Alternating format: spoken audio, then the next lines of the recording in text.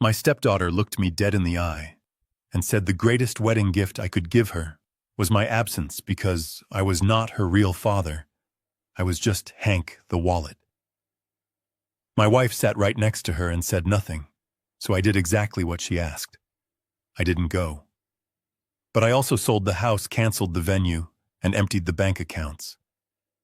When they returned to find what I left in the empty kitchen, it changed their lives forever. If you have ever been treated like an ATM by the people you love, hit the like button and subscribe. Let me know in the comments where you are watching from. I was staring at a hairline fracture in the crown molding of the restaurant ceiling, thinking that for $200 a plate, they really should have hired a better drywall guy. That is the curse of being a general contractor for 40 years. You walk into a 5-star establishment like Le Jardin in downtown Chicago, and instead of admiring the crystal chandeliers, you are calculating the load-bearing capacity of the beams. The waiter placed a plate in front of me that was 90% white space and 10% scallop. He looked at my hands with a subtle sneer. I knew what he saw. My knuckles are swollen from decades of swinging hammers, and my skin is weathered from the Illinois winters. I scrub them clean, but the grit of the job site never really leaves you. I am Henry Caldwell, but everyone calls me Hank. At 71 years old, I have built half the subdivisions in this county, but in this room surrounded by velvet curtains and hushed whispers, I was clearly the outsider. My wife Patricia sat across from me, beaming at her daughter Brittany. Patricia looked elegant in her silk blouse, a woman who had aged gracefully, thanks to the life I provided. Brittany was 26 and glowing with the kind of entitlement that only comes from never having heard the word no. Next to her was Tyler, her fiancé, a 28-year-old stockbroker who had a firm handshake but soft palms. He spent more time looking at his reflection in the silverware than he did looking at his future bride. "So Hank, what do you think of the scallop?" Tyler asked, swirling his wineglass like he had seen in a movie. "It is distinct," Brittany chimed in before I could answer. "It screams luxury. Tyler and I want the wedding to be an experience, a statement." I nodded and cut the scallop in half. It tasted like butter and pretension. I was not there to critique the food, though. I was there to pay for it. My phone buzzed in my pocket. A notification from the bank. Another charge for the floral arrangements. $5,000. That brought the running total for this wedding to somewhere north of $85,000. I had already paid $40,000 in deposits, and today I was supposed to swipe my card for the next installment of $15,000 to secure the venue. I looked at Patricia. She gave me that soft, pleading smile she always used when the bill arrived. I loved her. I had loved her for 15 years since I met her, when Brittany was just a chaotic 10-year-old. I stepped in when their world was falling apart. I paid off Patricia's debts, I put a roof over their heads, and I paid for Brittany's private school and then her university degree. I thought we were a team. The waiter returned with the card reader on a little silver tray. He hovered next to my elbow, waiting for the inevitable. I reached for my wallet. It was a reflex. I am the provider. That is what I do. I fix things and I pay for things. "Wait," Brittany said. Her voice was sharp, cutting through the ambient classical music. She reached out and put her hand over my credit card, pressing it down onto the tablecloth. I looked up, surprised. "Did you want to split the bill?" I joked, knowing fully well that Tyler's portfolio was mostly smoke and mirrors. "No, Hank," Brittany said, and her tone dropped a few degrees. "We need to talk about the seating chart before you pay that deposit." Patricia shifted uncomfortably in her chair. She took a sip of water, her eyes darting away from mine. That was the first warning sign. My gut, which had saved me from bad contracts and collapsing roofs more times than I could count, tightened. "What about the seating chart?" I asked, leaving my hand on my wallet. Brittany took a deep breath and exchanged a look with Tyler. Tyler nodded, encouraging her. "Look, Hank," she started, pulling a folded piece of paper from her designer purse. "We have been discussing the aesthetic of the wedding. It is going to be very high-end, very editorial, like something out of Vogue." I waited. And we were looking at the head table layout, she continued.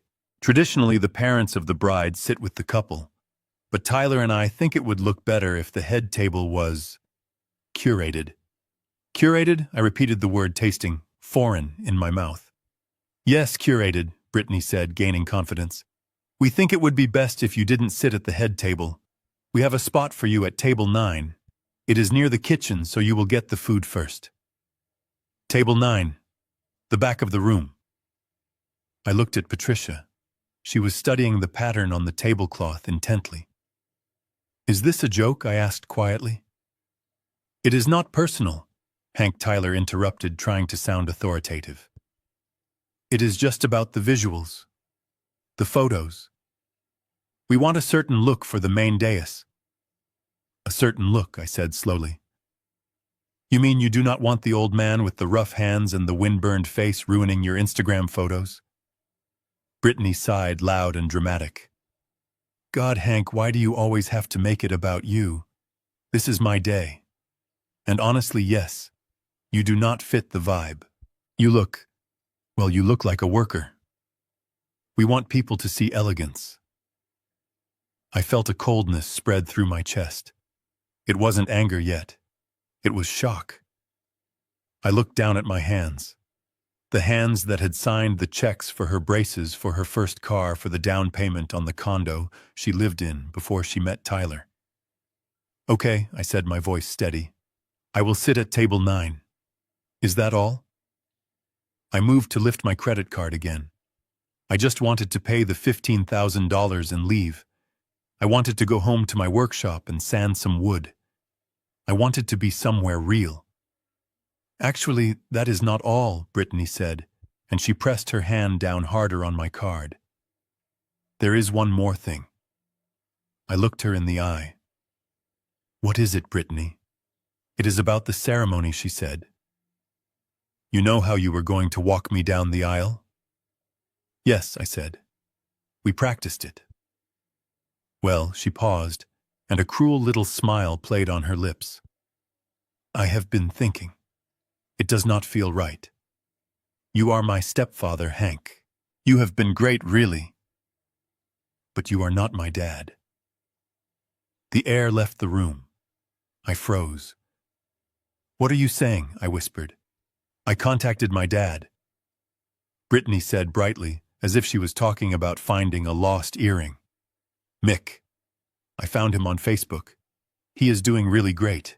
He is coming to the wedding, and I want him to walk me down the aisle. Mick. The name hit me like a sledgehammer. Mick was a drunk who had abandoned them 20 years ago, leaving Patricia with a mountain of debt and a crying child. Mick had never paid a dime of child support. Mick had never shown up for a graduation, a birthday, or a hospital visit. You are joking, I said, looking at Patricia. Tell me she is joking, Patricia. Mick. The man who left you with a black eye and an empty bank account. Patricia finally looked up. Her eyes were wet, but her jaw was set. Hank, please, she said softly. It is her wedding. She wants her father. It is a biological bond. You cannot understand. A biological bond, I repeated. Where was his biological bond when she had appendicitis, and I sat in the waiting room for 12 hours? Where was his bond when I paid her tuition? That is different, Brittany snapped. That was money. This is emotion. This is about family. My real family. Look, Hank, you are great for the logistics. You are a great provider. But Mick has charisma. He looks good in a suit. He fits the aesthetic. She actually said that. He fits the aesthetic. So let me get this straight, I said, and my voice was dangerously calm. I sensed the waiter stepping back, sensing the tension. You want me to pay for the wedding. You want me to pay for the venue, the food, the flowers, and the dress. But you do not want me to sit with you. And you do not want me to walk you down the aisle. You want the man who abandoned you to take the glory while I sit by the kitchen door. Brittany rolled her eyes. You are being so dramatic. You are still invited. You are still a guest. We are just adjusting the roles to fit reality. You are Robert. Sorry, I mean you are Hank. You are the stepdad. That is your role. Support from the background. I looked at Tyler. He was smirking. A tiny, victorious smirk that said he had won. He had secured the money, but pushed out the old man. I looked at Patricia one last time. This was her moment. This was the moment she could have stopped it. She could have said, "No, Brittany, Hank is the man who raised you, he walks you." Patricia reached out and covered my hand, the one holding the credit card. "Hank, honey," she said, "just do this for her. It is one day. Just pay the deposit and we can figure out the details later. Don't ruin this. Don't ruin this." Something inside me snapped. It wasn't a loud snap like a dry branch. It was a silent structural failure, like a foundation giving way deep underground. The love I had held for these women for 15 years evaporated in a single second, leaving behind nothing but clarity. I looked at the waiter. I looked at the bill totaling $15,000 for the deposit. I looked at the credit card under Brittany's manicured fingernails. I pulled my hand back. Brittany's hand slipped off my card and hit the table. "What are you doing?" she asked, annoyed. "Give him the card. We are running late for the cake tasting." I picked up my credit card. I looked at it for a moment. It was a black card, the kind you only get when you have significant assets. Assets I had built with sweat and blood. I slid the card back into my wallet. "Hank," Patricia said, her voice rising in panic. "Hank, pay the bill." "No," I said. "What do you mean, no?" Brittany laughed, a nervous, high-pitched sound. "Stop joking. It is not funny." "I am not joking," I said. I stood up. My knees popped slightly. I felt tall, taller than I had felt in years. I pushed my chair back. The screech of the wood against the floor was satisfyingly loud. "You want aesthetic?" I said, looking down at them. "You want a wedding that reflects reality. I think that is a wonderful idea. The reality is that I am just a guest, and guests do not pay for the wedding." I turned to the waiter. "Check for one, please." "Just the scallop and the water," Hank, Patricia hissed, standing up and grabbing my arm. "Everyone is looking. Sit down. You are embarrassing us." "No, Patricia," I said, pulling my arm away. "I am not embarrassing you. I am liberating you.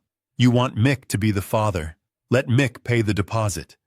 "But Mick doesn't have any money," Brittany shouted, forgetting her posh accent. He is in between jobs." "Well," I said, adjusting my jacket. "Then I guess he better find a job that pays $15,000 by 5 p.m. today, because that is when the hold on this venue expires." I threw a $20 bill on the table for my scallop. "Enjoy the tasting," I said. I walked out of the restaurant. I didn't look back. But I could hear them. I could hear Brittany screaming at her mother. I could hear the silence of the other diners. I walked out into the cool Chicago air.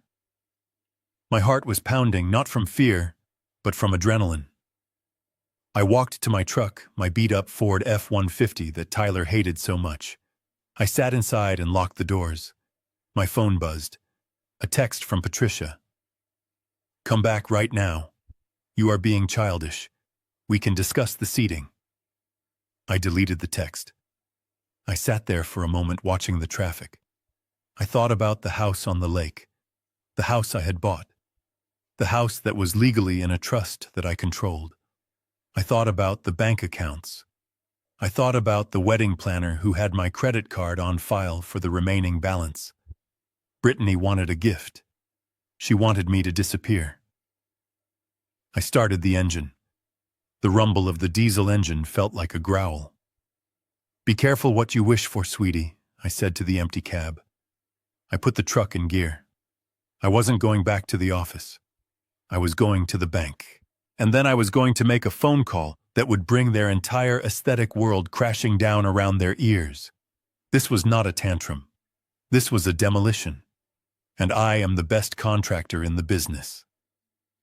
The drive back to the lake house was quiet, in the way a funeral procession is quiet, heavy with things unsaid and resentments simmering just below the surface. Patricia had chased me into the parking lot, signaling for Brittany and Tyler to follow, assuming, as they always did, that I would be their chauffeur. They climbed into my Ford F-150 with the reluctance of royalty, being forced to ride in a cattle car. Patricia took the passenger seat, keeping her distance from me, as if my earlier refusal to pay was a contagious disease. Brittany and Tyler squeezed into the back, their knees pressing against the leather I had conditioned just last week. I turned the key, and the diesel engine roared to life. It was a sound I loved, a sound of power and reliability. But I saw Tyler wince in the rearview mirror.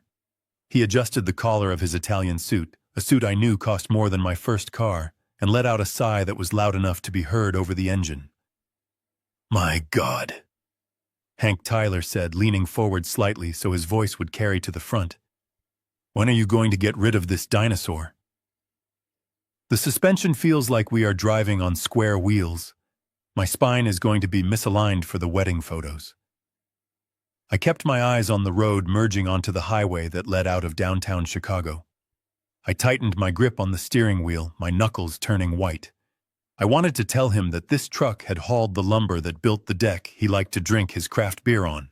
I wanted to remind him that the BMW 5 Series parked in the garage, the one he drove to his meetings to impress clients, was a gift from me last Christmas, because he complained his old car was hurting his image. But I said nothing. I just let the hum of the tires on the asphalt fill the space. "It smells like sawdust back here," Brittany added, wrinkling her nose. She rolled the window down an inch, letting the cold wind whip through the cabin. "It is sticking to my dress. I am going to smell like a lumberyard at the tasting." "You are not going to the tasting," I thought. But I kept that to myself, too. "Honestly, Mom," Brittany continued, turning her attention to Patricia, "it is probably for the best that Hank isn't coming to the ceremony. I was thinking about it just now. Can you imagine explaining him to the investors Tyler invited?" I glanced at Patricia, waiting for her to defend me, waiting for her to say that I was a master craftsman, that I ran a company that employed 40 people, that I was the reason they were sitting in leather seats instead of taking the bus. But Patricia just smoothed her skirt and looked out the window. "You know how people are," Brittany went on, emboldened by her mother's silence. "They see rough hands and a sunburned neck, and they assume things. We want the wedding to scream old money, sophistication. Having a contractor sitting at the head table, it just breaks the illusion. It confuses the branding. Branding. My role as a father and a husband had been reduced to a marketing conflict. I felt a bitter taste rise in my throat, acrid like bile. They didn't see a man. They saw a prop that was no longer useful. We passed the exit for the private university Brittany had graduated from 3 years ago. The red brick buildings of the campus were visible from the highway, standing tall and majestic against the gray skyline. The sight of the clock tower triggered a memory so sharp it almost made me hit the brakes. I remembered sitting at the kitchen table 5 years ago, staring at a tuition bill for $50,000 a semester. Brittany had been crying on the sofa because her biological father, Mick, had promised to help her apply for financial aid, but had disappeared on a bender in Las Vegas instead. She was terrified she wouldn't be able to go. I remembered looking at her tear-stained face, that same face that was now sneering at the back of my head, and telling her not to worry. I remembered working double shifts for 4 years, taking on jobs in the dead of winter, framing houses in sub-zero temperatures, until my fingers were so numb I couldn't hold a coffee cup. I did it so she could graduate debt-free. I wrote checks totaling $200,000 over 4 years. And in all that time, Mick had not sent a single birthday card. He hadn't sent a Christmas present. He hadn't even called to congratulate her when she walked across the stage to get her diploma. But now, because he had a jawline that looked good in photos, and a charm that worked on foolish women. He was the hero. He was the dad. I was just the bank. I saw you wince, Hank Tyler said from the back seat, mistaking my grimace for physical pain. Old age catching up with you. You should really see a chiropractor. Or maybe just retire. Sit on a porch somewhere and whittle. Leave the complex stuff to the modern generation. I looked at him in the mirror. He was scrolling through his phone, probably checking stock prices he didn't understand. He had no idea that the man driving the truck could buy and sell him 10 times over. He had no idea that the complex stuff he was so proud of was financed by the old man he mocked. We turned off the highway and onto the winding road that led to the lake house. The trees here were tall and old, their branches forming a canopy over the road. I had bought the land 20 years ago, when it was just dirt and weeds. I designed the house myself. I laid the foundation. I framed the walls. Every nail, every beam, every sheet of drywall had passed through my hands or the hands of men I trusted. It was my masterpiece. It was supposed to be our sanctuary. As the house came into view, sitting proudly on the edge of the water, with its floor-to-ceiling windows and stone chimney, I felt a surge of protectiveness. It was too good for them. They didn't respect the wood. They didn't respect the stone. They only respected the address. I pulled into the driveway and put the truck in park. The silence returned sudden and deafening. Before I could turn off the engine, Patricia finally spoke. Her voice was tight, anxious. Hank, when we go inside, I need you to move your things out of the master bedroom. I turned to look at her, my hand freezing on the keys. Excuse me. We need the master suite, she said, rushing her words, as if saying them faster would make them less offensive. Brittany and Tyler have a lot of early wedding gifts arriving this week. Big boxes, and they need a space to organize them. The guest rooms are full of Tyler's family staying over from out of town, so we thought, well, the master bedroom has the most space. You want me to move out of my own bedroom, I said slowly, so you can store toaster ovens and blenders. It is just for a few days, Patricia said, avoiding my eyes. You can sleep in the den. The pull-out couch is comfortable. Besides, you snore. It will help everyone get better sleep before the big day. We all need our beauty rest. I looked at Brittany in the back seat. She was smirking again, that same cruel twist of the lips she had worn at the restaurant. Yeah, Hank, she said. Don't be selfish. It is my wedding week. The bride needs space. And honestly, your stuff is everywhere in that room. It is cluttered. We need a clean aesthetic to organize the gifts. A clean aesthetic. There it was again. I was clutter in my own life. I looked at the house I built. I looked at the wife I had cherished. I looked at the children I had supported. And I realized there was no room for me here. Not in the wedding. Not in the photos. Not even in my own bed. Okay, I said. My voice surprised me. It was calm. It was the voice of a man who had checked the blueprints and realized the building was structurally unsound and needed to be condemned. Okay, Patricia repeated, relieved. She smiled, a thin, vapid thing. Thanks for being understanding, honey. I knew you would come around. I pulled the keys out of the ignition. The metal felt cold and hard in my hand. They thought I was surrendering. They thought I was the old dog rolling over to show its belly. They didn't know it. I was just clearing the site before the demolition. I got out of the truck. Tyler and Brittany scrambled out, complaining about the cold, and rushed toward the front door, expecting me to follow with their bags. Patricia lingered for a second, patting my arm in a way that felt more like patting a horse than touching a husband. Don't stay out here too long, she said. You need to move your clothes before dinner. Tyler's parents are coming over at 6, and I don't want them to see your work boots in the hallway. She turned and walked up the stone path, her heels clicking on the pavers I had laid with my own 2 hands.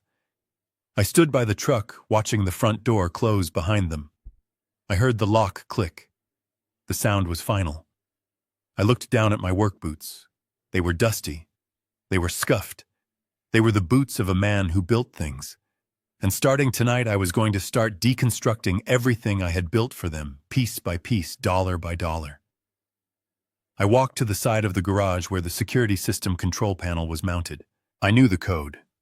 They didn't know that I had installed a secondary server last month, one that backed up all the audio and video from inside the house directly to my private cloud storage. I had done it for security against burglars. I never thought the thieves would be the ones sleeping in my master bedroom. I took out my phone and checked the app. The cameras were live. I could see them walking into the kitchen. I could see Tyler opening the fridge and taking out a beer, my beer. I could see Brittany throwing her coat onto the island counter. I am going to the den, I whispered to myself. But I wasn't going to sleep. I was going to work. The audit was about to begin. I lay awake on the pull-out couch in the den staring at the ceiling fan that I had installed 10 years ago. The leather cushions were slippery, and the metal bar of the frame was digging into my lower back, a physical reminder of my new status in this family. I was displaced. I was an inconvenience in my own home. The house was silent, settled into that deep, heavy quiet of 2 a.m, but my mind was loud. It was replaying the scene at the restaurant over and over again, the way Brittany's hand had slammed down on my credit card, the way Tyler had smirked, the way Patricia had looked away. My throat felt dry, scratchy from the recycled air of the heating system, so I pushed the scratchy blanket aside and swung my legs onto the cold, hardwood floor. I decided to get a glass of water. I moved through the hallway like a ghost, knowing exactly which floorboards creaked, and stepping over them out of habit. I didn't want to wake anyone. I didn't want to see them. As I approached the kitchen, I saw a sliver of light spilling out from under the laundry room door. It was faint, a warm yellow glow against the dark tiles. I paused. The laundry room was at the far end of the kitchen, tucked away behind the pantry. Why would anyone be doing laundry at 2 a.m? Then I heard the voice. It was Patricia. But it wasn't the voice she used with me. It wasn't the tired, nagging tone she had adopted over the last few years, or the overly sweet, placating tone she used when she wanted money. This voice was hushed, intimate, and laced with a giddy excitement I hadn't heard from her in a decade. I stopped breathing. I stood in the shadows of the kitchen, beside the refrigerator, letting the hum of the compressor mask any sound I might make. I leaned in closer, straining to hear over the thumping of my own heart. "Don't worry about the travel arrangements," she whispered. "I handled it this afternoon. First class. Yes, only the best." I felt a sharp pang in my chest. First class. I flew economy. I had flown economy my entire life, even when I could afford better, because I didn't believe in wasting money on a seat that was just going to get you to the same place at the same time. But Patricia was booking first-class tickets for someone. She laughed a soft, girlish sound. "No, he has no idea. Hank is... well, you know Hank. He's a bit thick when it comes to social cues. He is clueless. He thinks I am just stressed about the flowers." Clueless. Thick. Is that what she thought of me? Is that what she told people? That the man who could calculate the load-bearing capacity of a bridge in his head was too stupid to know when he was being played? I heard a pause as she listened to the person on the other end. I know, she cooed. "It will be perfect. The suit I bought you is going to look amazing. You will outshine everyone. Just stay low until the ceremony. I don't want to risk a scene before the big reveal." The suit. The $3,000 charge I had seen on the bank statement earlier. The one I assumed was for Tyler, even though Tyler usually bought his own clothes. "I love you too," she whispered. That was the dagger. That was the moment the floor dropped out from under me. "I love you too." The call ended. I heard the rustle of fabric as she moved. I backed away, quickly retreating into the darkness of the living room, before she could open the door and see me. I watched from the shadows as she walked past the kitchen island, her face illuminated by the moonlight streaming through the window. She was smiling. It was a smile of triumph, of secrets kept and plans executed. She went upstairs to the master bedroom, the room I was banned from, and closed the door. I stood there in the dark for a long time. My thirst was gone, replaced by a nausea that roiled in my gut. I needed to know. I needed to see it. I looked at the coffee table in the center of the living room. Patricia's iPad was sitting there plugged into the charger. She often left it downstairs because she liked to read recipes on it in the morning. We shared an Apple ID for the household devices, something I had set up years ago, to make it easier to share photos of the grandkids we hoped to have one day. Patricia was terrible with technology. She never understood the cloud. She never understood that what happened on her phone also happened on the tablet. I walked over to the table and sat down. My hands were shaking not from cold, but from rage. I pressed the home button. The screen lit up harsh and bright in the darkness. I typed in the passcode. It was her birthday. Of course it was.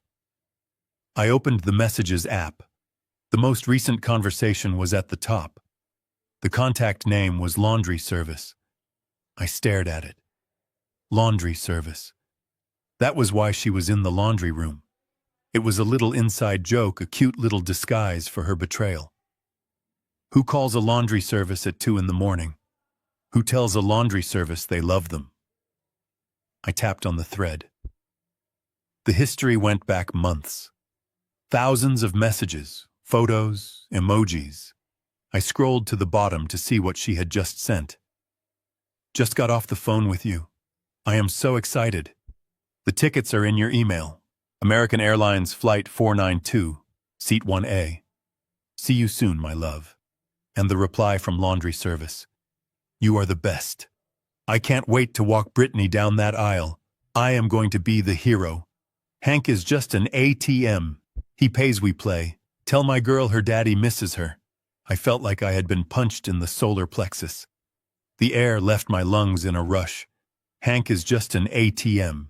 He pays we play. I scrolled up, reading more. It was a chronicle of my humiliation. November 12th, Hank is complaining about the catering costs again.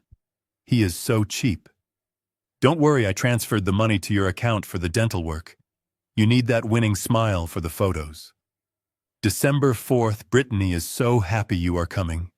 She hates that Hank has to be there at all, but we need his checkbook for the venue. Once the wedding is paid for, we can finally push him out. January 20th, also. I convinced him to buy the BMW for Tyler. He is such a pushover. He thinks he is buying respect. And then a photo of Mick. He was wearing a tuxedo, standing in front of a mirror, holding a glass of scotch. My scotch. I recognized the background. It was my living room. From October 15th, thanks for letting me crash while Hank was at the job site. The scotch is top shelf. Feels good to be the man of the house. He had been in my house. While I was out working, earning the money to pay for the roof over their heads, he had been in my living room, drinking my liquor, wearing the clothes I paid for. I felt a cold calm wash over me. It was the same feeling I got when I had to fire a crew for stealing materials. It wasn't anger anymore. It was clarity. The structural integrity of this family was zero. The foundation was rotten. There was nothing to salvage. I didn't throw the iPad. I didn't scream. I didn't run upstairs and kick the door down. That is what a younger man would have done. That is what a man ruled by emotion would have done. But I am a contractor. I work with specs. I work with evidence. I took my own phone out of my pocket. I opened the camera. I took photos of every single message. I scrolled and snapped, scrolled and snapped. I captured the dates, the times, the specific insults. I captured the proof of the money transfers, the confirmation of the flight tickets, the admission that they were using me. I made sure the photos were clear. I made sure the contact name Laundry Service was visible at the top, and the content of the messages was readable. Then I went to her Photos app. I found the pictures of Mick in my house. I found pictures of the three of them, Patricia, Brittany, and Mick having lunch at a cafe I had never been to, with a caption that read, "The real family reunited." I sent all the photos to my secure cloud storage, the one they didn't know about. I also emailed them to my work address and to my lawyer, Harrison. I placed the iPad back on the coffee table exactly how I had found it. I wiped the screen with my pajama shirt to remove my fingerprints. I stood up. The house felt different now. It wasn't a home anymore. It was a crime scene. It was a stage where a cruel play was being performed, and I was the only one who hadn't known his lines.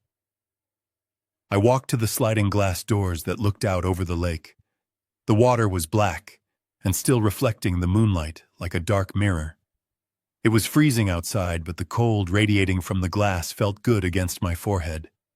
I looked at the reflection of the room behind me. The expensive furniture, the art on the walls, the custom drapes. I had bought all of it. I had built this life for them brick by brick, and they despised me for it. They thought I was asleep. They thought I was the dumb old workhorse resting in the stable waiting to be hitched up to the wagon again in the morning.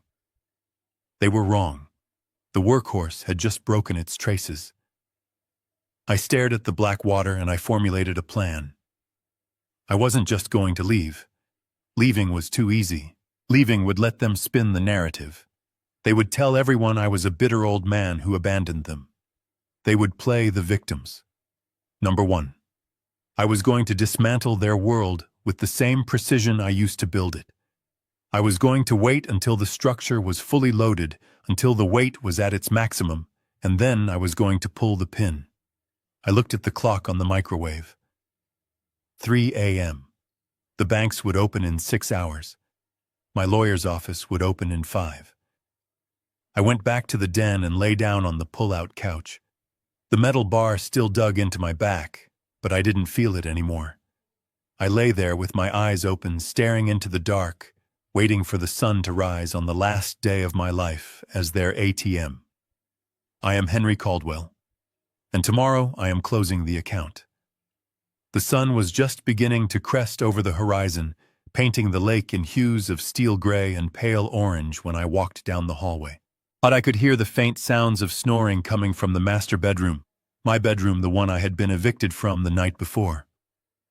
Patricia was sleeping soundly, probably dreaming of her perfect wedding and the first-class flight she had booked for her ex-husband. I walked past the door without stopping. I went straight to my home office at the end of the hall and turned the heavy brass lock with a satisfying click. This room was the only place in the house that truly felt like mine anymore. It smelled of old paper mahogany and the faint metallic tang of drafting tools.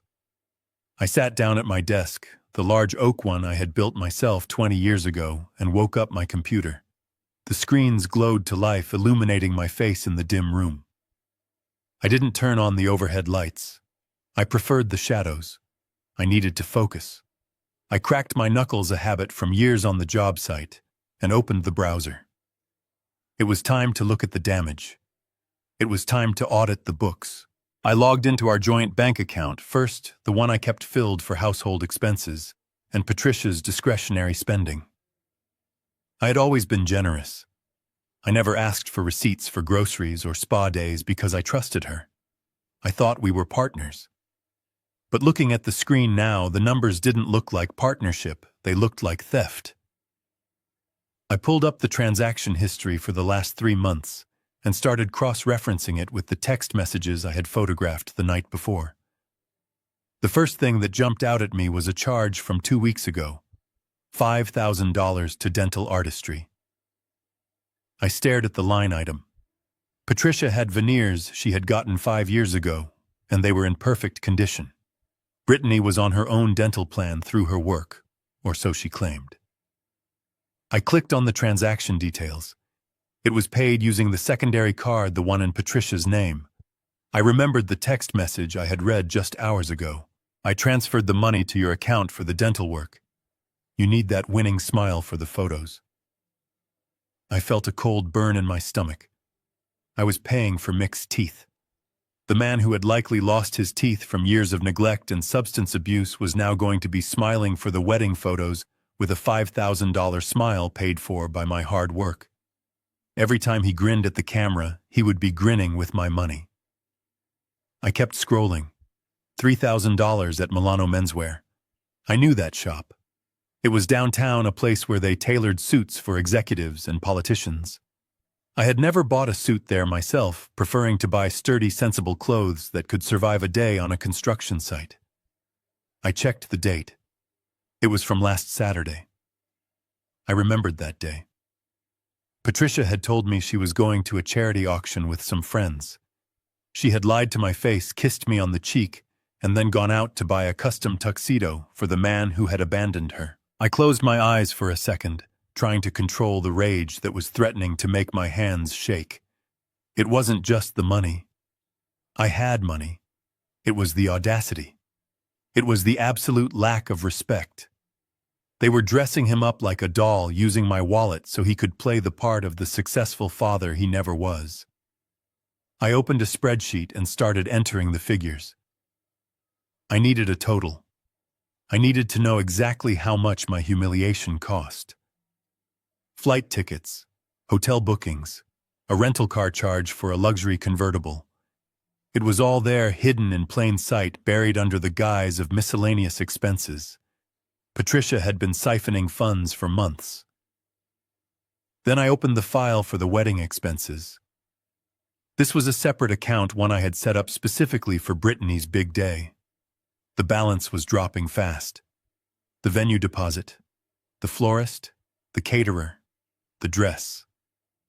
$85,000. That was the budget we had agreed on. But looking at the projections and the pending charges, they were already over budget by $10,000, and the wedding was still days away. And every single dime of it was coming from me. I sat back in my chair and looked at the total on the screen. Over $100,000. That was what it was costing me to be insulted. That was the price tag for sitting at table 9 by the kitchen door. But money is just liquid. It flows in and it flows out. I could earn more money. What I couldn't earn back was the time I had wasted trusting them. I reached into the bottom drawer of my desk and pulled out a thick leather binder. This was the document that mattered. This was the foundation of everything. The deed to the house. I opened the binder and smoothed the heavy paper on the desk. The legal language was dense, but I knew every word of it by heart. I had insisted on it when I bought the land. The Caldwell Revocable Living Trust. I ran my finger over the title. The word revocable was the most beautiful word in the English language right now. When I bought this property and built this house, I put it into a trust. I did it for tax purposes originally, and to avoid probate court if something happened to me. Patricia was listed as a beneficiary, meaning if I died, the house would be hers. But she was not a trustee. I was the sole trustee. I turned to page 14, section 7, paragraph 3. The clause regarding the power of the trustee. The trustee reserves the right to amend, modify, or revoke this trust in whole or in part at any time, without the consent of any beneficiary. The trustee maintains full control over all assets within the trust, including the right to sell, transfer, or encumber real property. I read it again. Without the consent of any beneficiary. The house was worth $1.8 million. It was a prime piece of real estate with private lake access and a custom dock. I had poured my soul into this house. I had handpicked the granite for the countertops. I had installed the radiant heating in the floors myself. And they treated it like a hotel. They treated me like the maintenance man. I looked at the signature line at the bottom of the deed. Henry Caldwell. Just me. Patricia's name wasn't on the title. It wasn't on the deed. It was only on the beneficiary line, a promise of a future gift. A gift that could be taken away. I realized then that I wasn't just a victim. I held all the cards. They were playing a game of emotional manipulation, but they had forgotten to check who owned the board. They were so focused on the wedding, on the image, on the aesthetic, that they had forgotten the reality of their existence. They lived in my house. They drove my cars. They ate my food. And they were planning to celebrate their big day by spitting in my face. I looked at the photo of Mick on my computer screen again, the one I had transferred from the iPad. He looked smug in his new suit. He looked like he had won the lottery. In a way, he had. He had found the perfect mark. A man who would raise his daughter, pay for her education, and then pay for his makeover just in time for the victory lap. I picked up my phone and dialed a number I knew by heart. It was Sunday, but I knew he would answer. Harrison, my lawyer, picked up on the second ring. His voice was gravelly thick with sleep. Hank, it is 7 a.m. on a Sunday. This better be good. It is not good. Harrison, I said, my voice steady and cold. It is necessary. I need you to meet me at the office in an hour. Hank, can't this wait until Monday? No, I said. I am looking at the trust documents, Harrison. I am looking at the clause for revocation. I want to sell the house. There was a silence on the other end. All the sleepiness vanished from Harrison's voice. Sell the house. You mean the lake house? The one you live in? Yes, I said. And I want to do it today. I want it listed as a pocket listing. I don't want a sign in the yard. I don't want photos on Zillow. I want you to call that investor group you told me about last month. The one looking for luxury waterfront properties for cash. Hank, Harrison said slowly. If you do this, if you sell the house out from under Patricia, that is the nuclear option. You know that, right? If you sell the primary residence while you are still married, it is going to get messy. I looked at the bank statement on my screen. I looked at the $5,000 charge for the dentist. I looked at the $3,000 suit. It is already messy, Harrison, I said. They are stealing from me. I have proof of financial infidelity. I have proof of conspiracy to defraud. They are using marital funds to support her ex-husband. Harrison let out a low whistle. Okay. That changes things. If you have proof of dissipation of assets, we can argue that. But selling the house... Hank, you have to be sure. Once you sign those papers, there is no going back. You are making them homeless. I looked around the office. I looked at the framed photos on the wall.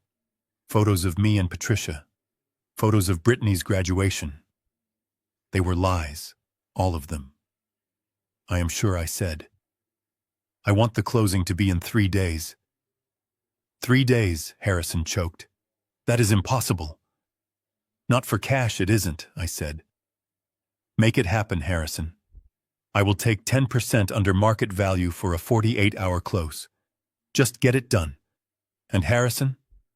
Yeah, Hank. Draft a new will while you are at it.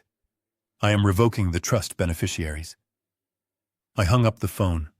I sat there for a moment listening to the silence of the house. Upstairs, the floorboards creaked. Someone was waking up. Probably Patricia getting up to make coffee and continue her charade. I stood up and walked to the window. I looked out at the long driveway that led to the road. I imagined Mick driving up that driveway in his rental convertible, coming to take my place. Not today, Mick, I whispered. I gathered the papers, the bank statements, and the trust document, and put them into my briefcase. I locked the computer. I unlocked the office door and stepped out into the hallway. The smell of coffee was drifting from the kitchen. Hank, is that you? Patricia called out from the kitchen, her voice sickly sweet. I made your favorite blend. I didn't answer. I walked straight to the front door, picked up my keys, and walked out. I wasn't going to drink her coffee. I wasn't going to play happy family. I was going to dismantle their lives. And I was going to start by selling the roof over their heads. The drive into downtown Chicago was a blur of gray concrete and steel. I navigated the heavy morning traffic on I-90 with the kind of autopilot focus I usually reserved for long-haul supply runs. My phone sat on the passenger seat, buzzing every few minutes with notifications from the wedding planner and the florist, but I ignored them all. I had told Patricia I was going to inspect a structural issue at a high-rise project in the Loop, a lie that came easily because it was the kind of thing I used to do before I semi-retired. It was the kind of work she respected, only because it paid the bills, not because she understood the labor involved. I pulled my truck into the parking garage of the firm Harrison & Cole. The valet looked at my F-150 with disdain, clearly used to parking Teslas and Mercedes, but I didn't care. I tossed him the keys and walked into the lobby. The building was all glass and polished marble, cold and imposing. It was a world away from the warmth of the wood and stone I had used to build my lake house, but right now, cold was exactly what I needed. I needed the cold, hard logic of the law. Harrison was waiting for me in his corner office. He was a man cut from the same cloth as me, rough around the edges, but polished by time. We had known each other for 30 years, ever since I renovated his first brownstone. He was the only lawyer I trusted because he didn't speak in riddles, he spoke in facts. He sat behind a desk that was cluttered with files, his tie loosened, and a coffee stain on his cuff. "You look like hell," Hank Harrison said, gesturing for me to sit. "I feel like hell," I replied, sinking into the leather chair. I didn't waste time with pleasantries. I opened my briefcase and laid the evidence out on his desk. The printed screenshots of the text messages, the bank statements showing the dental work and the suit, the flight confirmation for Mick, and finally, the trust deed. Harrison put on his reading glasses and went through the pile. The only sound in the room was the ticking of the grandfather clock and the rustle of paper. I watched his face. I saw his eyebrows knit together as he read the messages about the ATM. I saw his jaw tighten when he saw the photo of Mick drinking my scotch. When he finished, he took off his glasses and rubbed the bridge of his nose. "This is brutal, Hank," he said quietly. "I have seen messy divorces. I have seen infidelity. But this is a coordinated extraction of resources. They are not just cheating on you, they are harvesting you." I know I said, my voice flat. "I want them out, Harrison. I want them out of my house. I want them out of my life. And I don't want to pay them a single dime of alimony." Harrison leaned back and sighed. "That is the tricky part. You have been married for 15 years. In Illinois, that is a long-term marriage. If you file for divorce today, just straight divorce, the court is going to look at equitable distribution. She could claim half the marital assets. She could drag this out for 2 years while living in that house, and you would be paying the mortgage the whole time." I felt the anger flare up again, hot and sharp. "I am not paying for her to live in my house with him," I said, slamming my hand on the armrest. Harrison held up a hand. "I know. That is why we are not going to lead with the divorce. We are going to lead with the trust." He pulled the deed toward him, tapping the signature line. "You were smart when you bought this land, Hank. You listened to me. You put the property into a revocable living trust with yourself as the sole trustee. Patricia is a beneficiary, yes, but her rights only trigger upon your death or incapacitation. As long as you are alive and kicking, you have total control." "So what does that mean?" I asked, leaning forward. "It means you don't need her permission to sell it," Harrison said, a small, sharp smile appearing on his face. "If this house was in both your names, you would be stuck. But it is not. It belongs to the trust, and the trust decides it is time to liquidate its assets." He picked up his phone. "I have a contact, an investment group that specializes in distressed luxury properties. They buy cash. They close fast. They don't care about inspections, and they don't care if the house is staged. They want the land and the shell." "Call them," I said without hesitation. Harrison paused, his thumb hovering over the screen. "Hank, listen to me. If we do this, we are going nuclear. Once you sign that purchase agreement, the house is gone. You are effectively making your wife homeless 3 days before her daughter's wedding." The optics of this in divorce court later. Well, it is going to look aggressive. I pointed at the photo of Mick wearing the suit I paid for. Is that not aggressive, Harrison? Is planning to replace me at the altar while spending my money not aggressive? They want to play games with appearances. I am done with appearances. I want the cash in my account, and I want the locks changed. Harrison nodded slowly. Fair enough. He dialed the number and put it on speaker. I listened as he negotiated the terms. It was brutal and efficient. The market value was $1.8 million. The investors offered $1.5 for a 24-hour close cash wire. Take it, I whispered. Harrison spoke into the phone. He will take 1.6, but the closing has to be tomorrow. And he wants a lease back for 0 days, meaning the property must be vacated immediately upon closing. There was a pause on the other end, then a voice agreed. Harrison hung up. It is done. They are emailing the pocket listing agreement now. You sign it electronically. The funds will be in the trust account by noon tomorrow. I felt a strange sensation in my chest. It wasn't happiness exactly, but it was relief. The house that I had built, the physical symbol of my love for Patricia, was no longer a home. It was just an asset, and I had just liquidated it. Harrison's printer whirred to life, spitting out the contract. I took the pen. My hand didn't shake this time. I signed Henry Caldwell, trustee, 3 times. Now Harrison said, collecting the papers, the next step is the eviction. Since the ownership changes tomorrow, the new owners will issue a notice to vacate. But given the sensitive nature of the situation, I can have the sheriff's department there to assist with the civil standby. You don't have to be there, Hank. In fact, it is better if you are not. I will be there, I said. But not in person. I have my ways. Just as I capped the pen, my phone rang again. The screen lit up with a photo of Patricia. It was a picture I had taken of her on our 10th anniversary, windblown and laughing on a boat. It felt like looking at a stranger. I looked at Harrison. He nodded, indicating I should answer. Keep it short. Don't tip your hand. I swiped answer and put the phone to my ear. Hello, Patricia. Hank, where are you? Her voice was shrill, tight with panic. The wedding coordinator is standing right here. She says the final payment for the catering and the venue balance hasn't gone through yet. It is $45,000, Hank. They are threatening to stop setting up the tables. I closed my eyes, picturing the scene. They were probably standing in the ballroom of the hotel, surrounded by flowers I was paying for screaming at some poor manager. I am at the job site, Patricia, I said, forcing my voice to sound distracted. The reception is terrible down here in the basement levels. I tried to send the wire an hour ago, but the banking app kept timing out. Well, try again, she snapped. Brittany is freaking out. She is crying, Hank. She thinks you are doing this on purpose to punish her for the seating chart thing.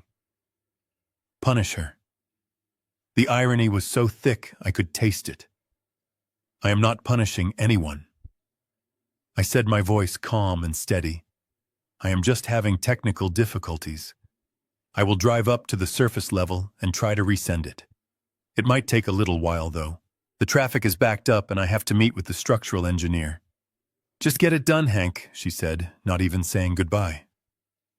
The line went dead. I lowered the phone and looked at Harrison.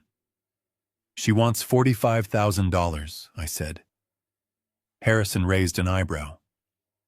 Are you going to send it? I stood up and picked up my briefcase. I walked to the window and looked down at the tiny cars crawling along the street below. I turned back to my lawyer. Harrison, the only thing I am sending is a eviction notice. But I need to buy time. If they know the money isn't coming, they will come back to the house to confront me. I need them distracted. I need them chasing their tails at that venue for another 24 hours. So you are going to string them along? Harrison asked. I am going to do exactly what they did to me, I said, walking toward the door. I am going to let them believe everything is perfect right until the moment the roof caves in. I walked out of the office. The pocket listing was signed. The house was sold. The clock was ticking. I had 24 hours to clear out the things that mattered to me and disappear before the explosion. I got back into my truck and checked the time. It was noon. I had a lot of work to do. I needed to hire a moving crew, but not a regular one. I needed a crew that could work in silence and leave no trace. I started the engine. The deception was no longer theirs alone. Now it was a two-way street, and I was driving a much bigger truck. I pulled my old leather duffel bag from the top shelf of the closet, and the smell of dust and cedar filled the room. It was the same bag I used to take on long-haul contracting jobs back when I was building the business, back when I had to spend weeks away from home to put food on the table. Packing it now felt like a regression, like I was sliding backward in time to a point before I had built this life, before I had built this house. But this time I wasn't leaving to build something, I was leaving to tear it all down. Patricia stood in the doorway, leaning against the frame with her arms crossed. She was trying to look concerned, but I could see the tension in her shoulders, the way her eyes kept darting to the clock on the bedside table. She wanted me gone. She needed me gone. "Are you sure this is a good idea, Hank?" she asked, her voice pitched in that fake solicitous tone she used when she was trying to manipulate me. "Missing the wedding just to go fishing in Florida. People are going to talk."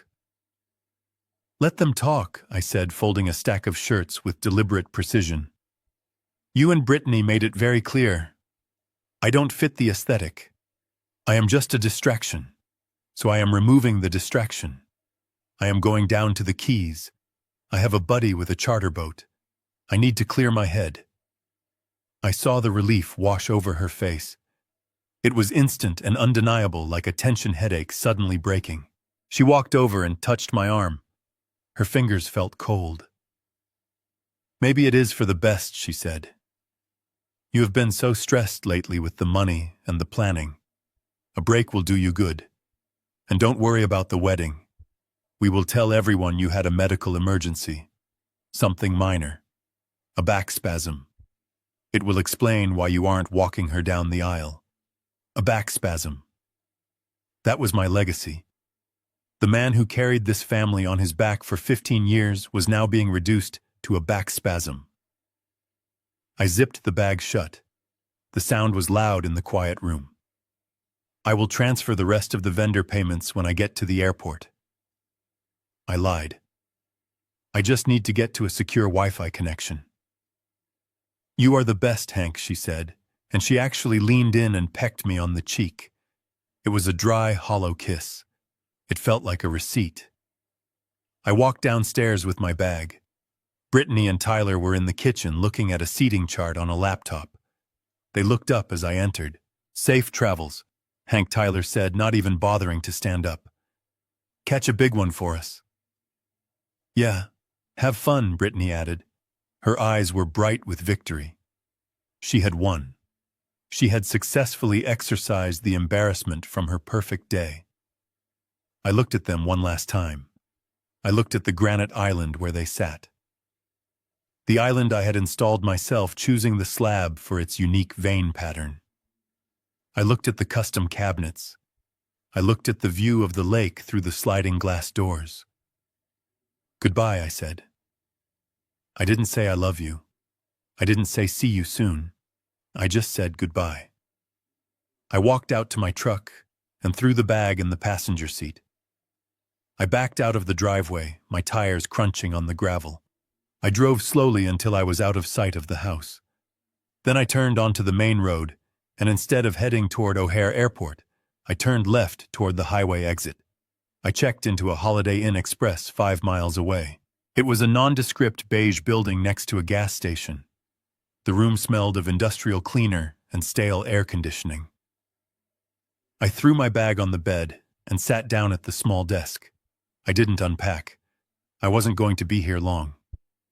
I took out my phone and opened the security app. The screen flickered to life. I had cameras everywhere. The driveway, the front porch, the kitchen, the living room.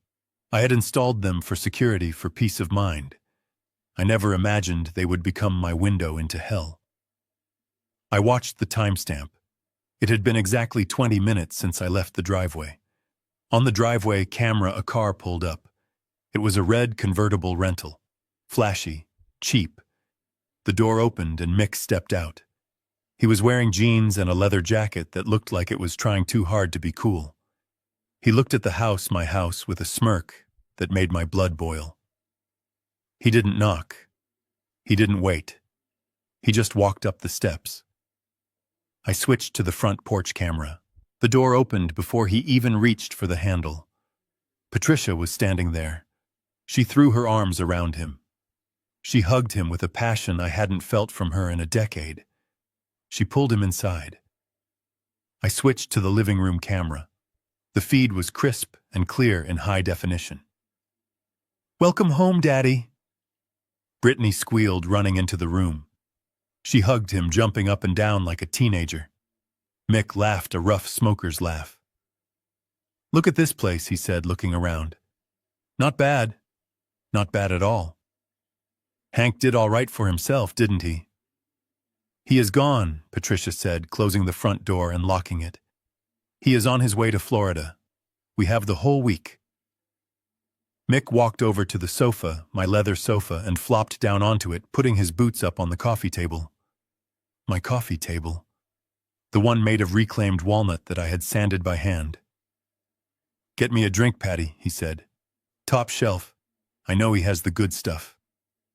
Patricia didn't even hesitate. She walked to the liquor cabinet. She bypassed the regular bottles and reached for the back. She pulled out the Macallan 25. My breath caught in my throat. That bottle was a gift from a client, a billionaire developer who told me I was the only honest contractor in Chicago. I was saving it. I was saving it for a special occasion, maybe for when I finally retired or when I held my first grandchild. Patricia poured a generous glass and handed it to Mick. He took a sip and grimaced, then swallowed. "Smooth," he said. "Tastes like money." He reached into his jacket pocket and pulled out a cigar. A thick Cuban. "Hey," Tyler said, looking up from his phone. "You can't smoke in here. Hank hates smoke in the house. The smell gets into the curtains." Mick laughed. "Hank isn't here, kid. And this is my house for the week." He lit the cigar. I watched the flame flare up on the screen. He took a long drag and blew a cloud of thick blue smoke into the air. He ashed directly onto the hardwood floor. My floor. The white oak planks I had laid myself, perfectly spacing every joint. He just flicked his ash onto it like it was a gutter. "So what is the plan?" Mick asked, gesturing with the cigar. "Well," Patricia said, sitting next to him and resting her hand on his knee. "The wedding is in 3 days. We need to go over the procession. And then tonight we are having the rehearsal dinner. You are sitting at the head table, of course." "Of course," Mick said. "And the check. Did the old man transfer the money?" "He said he would do it from the airport," Patricia said. "He is clueless. He thinks he is just taking a vacation. He has no idea he is paying for his own replacement." They all laughed. It was a cruel, ugly sound. I zoomed in on the screen. I looked at Mick's face. The arrogance. The entitlement. He was sitting in my castle, drinking my wine, burning my floor, and laughing at my stupidity. But what hurt the most wasn't Mick. It was Brittany. She was sitting on this arm of the sofa, looking at Mick with hero worship in her eyes. She had never looked at me like that. Not when I taught her to drive. Not when I paid for her college. Not when I saved her from her own mistakes. To her, I was just the infrastructure. I was the road she walked on to get to her real destination. I was necessary, but invisible. And now that she had reached the destination, I was obsolete. I watched Mick lean over and whisper something to Patricia. She giggled and leaned her head on his shoulder. I felt a coldness settle over me. It was absolute. It was final. The last thread of hesitation I might have had, the last tiny voice in my head saying, maybe this is too harsh. Maybe I should just divorce her. Normally was silenced. They were desecrating my home. They were desecrating my life. I minimized the camera app and opened my contacts. I found the number for the investment broker, the one Harrison had set up the deal with. I pressed call. It rang twice. "Hello, Mr. Caldwell," the voice on the other end said, professional and crisp. "I am looking at the contract you sent over," I said. My voice was steady. It didn't sound like the voice of a man watching his wife cheat on him in real time. It sounded like business. "Yes, sir." "Do you have any questions about the terms?" "No questions," I said. "I just have an update. The property is currently occupied, but I am waiving the broom clean condition. You can take possession with the furniture inside. That is unusual, Mr. Caldwell, but acceptable. It simplifies things for us. We were planning to gut the interior anyway." Gut it. They were going to tear out the cabinets I built. They were going to rip up the floors I laid. "Good," I said. "Tear it all down." "And the closing date?" the broker asked. "Today," I said. "Right now. I am signing the digital document as we speak. Wire the funds." "Are you sure, sir? Once you execute this, the title transfers immediately." I looked at the video feed one last time. Mick was pouring himself another glass of my scotch. Brittany was taking a selfie with him. Patricia was rubbing his back. "I am sure," I said. I switched apps to the document signer. I tapped the signature box. I verified my identity. Sent. It was done. I went back to the call. "The contract is signed," I said. "I see it," the broker said. "We will initiate the wire transfer. It should hit your trust account within the hour." "Congratulations on the sale, Mr. Caldwell." "Thank you," I said. "One more thing." "Yes. When do you plan to secure the property?" "Well, since we own it now, we typically send a team to change the locks and secure the perimeter within 24 hours, to prevent vandalism." "Send them now," I said. "Send them tonight." "There are squatters on the premises." "Squatters?" "Yes," I said. "People who have no legal right to be there. I want them removed." "I understand," the broker said, his tone shifting to something sharper. "We have a security team for that. We will handle it." I hung up the phone. I sat back in the cheap hotel chair. I watched the screen. They were still laughing. They were still drinking. They had no idea that the roof over their heads didn't belong to me anymore. They had no idea that they were trespassing. I opened my banking app. I refreshed the page. I waited. 10 minutes later, the balance updated. $1.6 million. The house was gone. The money was safe. I watched Mick ash on the floor again. "Go ahead, Mick," I whispered to the screen. "Make a mess. It is not my floor anymore." I stood up and walked to the window of the hotel room. I looked out at the highway. I could have turned left and gone to Florida. I could have actually gone fishing. I could have let them have their wedding and just faded away into a quiet, lonely retirement. But they wanted a show. They wanted an aesthetic. Well, I was about to give them the most memorable wedding week of their lives. I picked up my phone again and texted Harrison. Funds received. House sold. Unleash the dogs. I sat down to watch the show. I sat at the small desk in the hotel room under the buzzing fluorescent light. The laminate was peeling off the edge of the table, and there was a sticky ring from a previous guest's soda can, but I didn't mind. It felt real. It felt honest. On the laptop screen in front of me was a spreadsheet I had created months ago. It was the master list of every vendor, every contract, and every contact number for the wedding of the century. Beside the laptop was a bottle of wine I had bought at the gas station next door for $12. It was a far cry from the $200 bottles I had been expected to pay for at the reception, but as I cracked the screw top and poured it into a plastic cup, I knew it would taste better than any vintage champagne because it tasted like freedom. I took a sip. It was sharp and acidic. I set the cup down and picked up my phone. It was time to go to work. The first number on the list was Le Jardin, the venue. It was the most expensive line item on the budget. The deposit I had already paid was $40,000, and the remaining balance of $45,000 was what Patricia had been screaming about on the phone earlier. I dialed the number. It rang 3 times before being picked up. Le Jardin Events, this is Jean-Paul speaking. How may I be of assistance? I knew Jean-Paul. He was a man who wore suits that were too tight and spoke with a fake French accent that disappeared when he was angry. He had looked down his nose at me every time we met, treating me like the hired help instead of the man signing the checks. Jean-Paul, this is Henry Caldwell. Ah, Monsieur Caldwell. Jean-Paul said, his voice dripping with false charm. We were just speaking with your wife.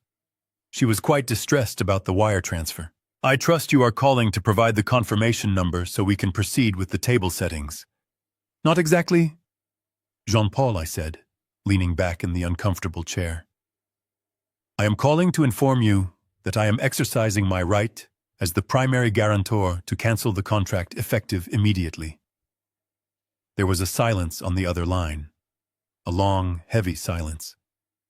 I beg your pardon, Monsieur Caldwell, Jean-Paul said, his accent slipping slightly. The wedding is in 3 days. The food has been ordered. The staff has been scheduled. You cannot cancel. The cancellation fee is 100% of the total cost. I know the contract, Jean-Paul, I said. I read it. Clause 14, Section B states that in the event of a cancellation, the deposit is forfeited. You have my $40,000. You can keep it. But I am revoking the authorization for the remaining balance. Do not run my card. Do not expect a wire. The event is off. But Monsieur Jean-Paul sputtered, his voice rising an octave. This is irregular. We have a contract. We will sue. You can try, I said calmly. But my lawyers will tie you up in court for years. And frankly, Jean-Paul, I don't think you want a discovery process where we look into your billing practices.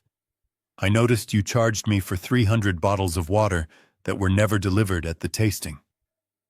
Jean-Paul went quiet. Now listen to me carefully, Jean-Paul, I said, dropping my voice to a conspiratorial whisper. This is the important part. I am not canceling the wedding because I am angry. I am canceling it because I am moving it. Moving it? Jean-Paul asked, confused. Yes, it is a surprise, a father's gift. I have arranged for a private estate in Lake Geneva. It is going to be much more exclusive. But here is the thing, Jean-Paul. If you call my wife or my daughter and tell them I canceled, they will panic. They will think the wedding is ruined. You need to keep this quiet. When they show up on Saturday morning, simply have the doors locked. I will handle the rest. I will explain that it was part of the surprise. Jean-Paul hesitated. He was greedy, but he was also afraid of conflict. If you stay silent, I continued, I will not leave a negative review about the water bottles. I will let you keep the $40,000 deposit for doing absolutely nothing. That is pure profit for you, Jean-Paul. Easy money. All you have to do is keep your mouth shut and keep the doors locked. I could practically hear the gears turning in his head. $40,000 for zero work. It was a crooked businessman's dream. Very well, Monsieur Caldwell, he said slowly. We will mark the date as cancelled in our internal system. We will not contact the bride. But if they show up here... If they show up, just tell them there was a facility issue, I said. Tell them a pipe burst. Tell them anything. Just don't let them in. Au revoir, Monsieur Caldwell. I hung up, one down. The biggest domino had just fallen. I took another sip of the cheap wine. It tasted a little smoother now. Next on the list was the florist. Petals and Thorns, a trendy boutique in the West Loop that charged $10 for a single rose stem. The bill was $12,000. I dialed. A breathless young woman answered. Petals and Thorns, this is Chloe. Chloe, this is Henry Caldwell. I am calling about the order for the Caldwell wedding on Saturday. Oh, hi, Mr. Caldwell, Chloe chirped. We are just prepping the peonies now. They are gorgeous. We had them flown in from Holland this morning. That sounds expensive, Chloe, I said. It is, but it is worth it, she said. Brittany is going to die when she sees them. Well, I hope not, I said. Listen, Chloe, I have a change of plans. I need to cancel the order. Cancel. Chloe gasped. Mr. Caldwell, the flowers are already cut. They are here. We can't return them to Holland. I understand, I said. I am not asking for a refund. You have my deposit of $6,000. Keep it. You want us to keep $6,000 for nothing? Chloe asked, sounded baffled. Yes. But here is the instruction. Do not deliver the flowers. Do not bring them to the venue. In fact, I want you to take all those peonies and donate them to the local nursing home. Brighten up the day for some old folks who will actually appreciate them. But Brittany doesn't know I cut her off. It is a surprise. We are going with a different aesthetic, a minimalist theme. No flowers. If you show up with a truckload of peonies, you will ruin the surprise. A minimalist theme, Chloe repeated, sounding doubtful. Trust me, Chloe. It is all the rage in Europe. Just donate the flowers. Send me a tax receipt for the donation. And do not call Brittany. I want to see the look on her face when she sees the new design. Okay, Mr. Caldwell, she said uncertainly. If you are sure. I am sure. Donate them. Today. I hung up.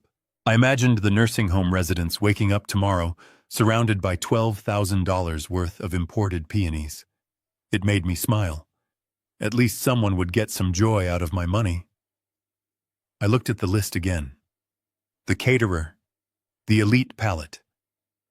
This one was personal. Tyler had insisted on the lobster bisque and the filet mignon, even though I had suggested a nice prime rib. He said prime rib was too banquet hall. He wanted plated service. He wanted white glove waiters. I dialed. Elite palate reservations. I need to speak to the owner, I said. This is Hank Caldwell. Hold, please. A moment later, a gruff voice came on the line. Mr. Caldwell, we are prepping the lobster stock. What can I do for you? Stop the stock, I said. Excuse me. Stop cooking. Turn off the ovens. The event is cancelled. Mr. Caldwell, we have 300 pounds of lobster tail sitting in the walk-in. We have 50 cases of vintage Cabernet. You can't just cancel. I just did, I said. Check your contract. Check your offsone. I paid 50% up front. That covers your food cost. The rest is labor and service. Since you won't be serving, you don't need the labor. Send the staff home. You are leaving me with a freezer full of lobster, the owner said, angry. Have a staff party, I suggested. Eat like kings. But do not show up at Le Jardin on Saturday, and do not call my wife. Why not, the owner asked, suspicious. Because I am moving the reception, I said, using the lie again. It is a surprise location. We have a private chef arranging a different menu. If you call her, you will spoil the surprise, and I will be very unhappy. You have your money, you have the food. Just walk away. There was a grumble on the other end. Rich people are crazy, the owner muttered. You have no idea, I said. I hung up. I sat back and looked at the spreadsheet. I highlighted the rows for venue florist and caterer. I clicked the fill color button and turned them red. Red for canceled. Red for stop. Red for danger. There were other smaller vendors. The string quartet. The videographer. The photo booth rental. I called them one by one. I told them all the same thing. Cancelled. Keep the deposit. Don't tell the bride it is a surprise. It took me 2 hours. By the time I was done, the sun had gone down completely, and the streetlights were buzzing outside the hotel window. My throat was dry from talking. The bottle of cheap wine was half empty. I looked at the phone. It was silent. No angry calls from Patricia. No hysterical texts from Brittany. It was working. The lie about the surprise was holding, or maybe the vendors were just too happy to keep the deposits without doing the work, to ask too many questions. Greed is a powerful silencer. I imagined what was happening at the house right now. Mick was probably drunk on my scotch, telling stories about his glory days. Brittany was probably modeling her veil in front of the mirror, dreaming of her big entrance. Patricia was probably sleeping soundly, thinking she had pulled it off, thinking she had secured the money and the lifestyle and the boyfriend all at once. They were celebrating a victory that had already been snatched away. They were standing on a trapdoor, and I had just pulled the lever. The drop hadn't happened yet. Gravity hadn't kicked in, but there was nothing holding them up anymore. I took a long drink of the wine. It tasted like grape juice and rubbing alcohol, but in that moment, it was the best thing I had ever tasted. I felt a strange lightness in my shoulders. For 15 years, I had carried the weight of being the provider, the weight of being the responsible one, the weight of trying to buy love that was never for sale. I put the phone down on the peeling laminate. I looked at the red rose on my spreadsheet. "It is done," I whispered to the empty room. I wasn't Hank the ATM anymore. I wasn't Hank the wallet. I wasn't Hank the stepdad who wasn't good enough for the photos. I was just Hank. And for the first time in a long time, that was enough. I closed the laptop. I turned off the buzzing fluorescent light. I sat in the dark watching the headlights of the cars on the highway rushing toward destinations I didn't care about. I had nowhere to be, no one to take care of, no bills to pay. I finished the wine and lay back on the stiff hotel bed. Tomorrow was going to be a very interesting day. Tomorrow the movers would arrive at the house. Tomorrow the locks would change. But for tonight I was going to sleep. And for the first time in years, I knew I would sleep without dreaming of falling. The cheap hotel room was cold, and the pizza I had ordered sat greasy and untouched in the box next to me. I could hear the highway traffic outside, a constant drone of tires on asphalt that usually helped me sleep, but tonight it sounded like a warning. I sat on the edge of the bed with my laptop open, the screen glowing in the darkness. It was Friday night, the night before the wedding. By all traditions, I should have been at the rehearsal dinner. I should have been making a toast to the happy couple. I should have been shaking hands with relatives and paying the final tips to the servers. Instead, I was miles away watching my life unfold on a 13-inch screen like a bad reality television show. I had kept the security feed running. It was my only connection to the world I had left behind, and it was a form of self-torture I couldn't seem to stop. On the screen, the living room of the lake house was bathed in the warm golden light of the chandelier I had hung myself, standing on a 20-foot ladder, while Patricia held the base, terrified I would fall. The room was full of people. Tyler's parents were there, looking stiff and uncomfortable on the furniture. A few of Brittany's bridesmaids were lounging on the rug. And in the center of it all, holding court like a king in a castle he had just conquered, was Mick. He was wearing the suit, the custom navy tuxedo from Milano Menswear, the one I had paid $3,000 for. It fit him perfectly. I had to give the tailor credit, he knew how to hide a beer gut. Mick was holding a crystal flute of champagne, my champagne, the vintage Dom Perignon I had been saving for New Year's Eve, and he was gesturing wildly as he told a story. I turned up the volume on my laptop. The microphone on the camera was sensitive enough to pick up the clinking of glasses and the fake laughter of the guests. And I tell you, Mick was saying, his voice slurring slightly, not from emotion, but from the alcohol. I tell you, parenting is not about the money. It is not about writing checks. Anyone can write a check, right? There was a murmur of agreement from the room. I saw Tyler nod, sipping his drink. Parenting is about soul. Mick continued, tapping his chest. It is about connection. Blood calls to blood. That is why I am here. That is why I am walking my baby girl down the aisle tomorrow. Because when it counts, the real father shows up. I felt a muscle in my jaw jump. The real father shows up. He had shown up 3 days ago. I had been there for 15 years. I had been there for the flu. I had been there for the heartbreak when her high school boyfriend dumped her. I had been there to teach her how to parallel park. But apparently, none of that was soul. That was just logistics. Brittany beamed at him, wiping a tear from her eye. "Oh, Daddy," she said. "That is so beautiful." Mick grinned, showing off the $5,000 veneers I had bought. "And let me tell you something else," he said, lowering his voice to a stage whisper that the camera picked up perfectly. "This house, this beautiful house, it is a testament to what family can achieve. And you know what? Once the wedding is over and things settle down, I think we really need to look at the assets here." I leaned closer to the screen. What was he saying? "Hank is getting old," Mick said, and I saw Patricia stiffen slightly, but she didn't stop him. "He is slowing down. This place is too much for him to manage. The maintenance, the taxes. I was telling Patty here that maybe it is time to convince him to sell, downsize him to a condo, and then we can use the equity to really set up Brittany and Tyler for the future. Maybe buy a vacation place in Cabo, a family compound." My blood ran cold. It wasn't just about the wedding. It never was. It was about the harvest. They were planning to put me out to pasture. They were discussing stripping my assets while drinking my wine. I watched Patricia. I waited for her to say no. I waited for her to say that this was Hank's house, that he built it with his own hands, that he loved this lake. Instead, she smiled a weak, conspiratorial smile. "We can talk about it later," she said softly. "Let's just get through tomorrow first. Once the wedding is paid for, we will have more leverage." Leverage.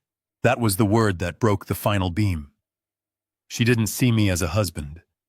She saw me as an obstacle to be leveraged, a problem to be solved. I sat back on the hotel bed. My hands were numb. I looked at the red numbers on the digital clock. It was 10 p.m. In 12 hours, Brittany was supposed to walk down the aisle. I had already canceled everything. The venue was locked. The flowers were gone. The food was in the trash. But they didn't know that yet. They were still living in the fantasy. I picked up my phone. I stared at Patricia's name on the screen. I needed to know. I needed to be 100% sure. There is a rule in carpentry: measure twice, cut once. You never make a cut you can't undo until you are absolutely certain the measurements are right. I had measured their betrayal a dozen times, but I needed one final check. I needed to give her one last chance to be a decent human being. I typed a text message. My thumbs hovered over the glass screen. "Patricia, I am sitting here alone in a hotel room. I am thinking about us, about the last 15 years. Are you sure about tomorrow? Are you sure you want me to stay away? I can come back. I can drive through the night. I can be there to support you. But I need to know that you want me there. Not my money, me." I hit send. I watched the screen of my laptop. I saw Patricia feel the vibration of her phone in her clutch. She pulled it out. She frowned, reading the message. I saw her look at Mick. He was laughing at some joke Tyler made holding court. She looked at Brittany, who was radiant in the center of the room. She looked at the house. Then she looked down at her phone. Her fingers moved quickly. She didn't hesitate. She didn't look conflicted. She typed the reply and put the phone back in her bag. My phone buzzed. I looked at the message. "Hank, please stop making this about you. We have discussed this. It is Brittany's wish. For the sake of her happiness and the peace of the family, do not come. Stay in Florida. We will talk next week about the bills. Just let us have this day.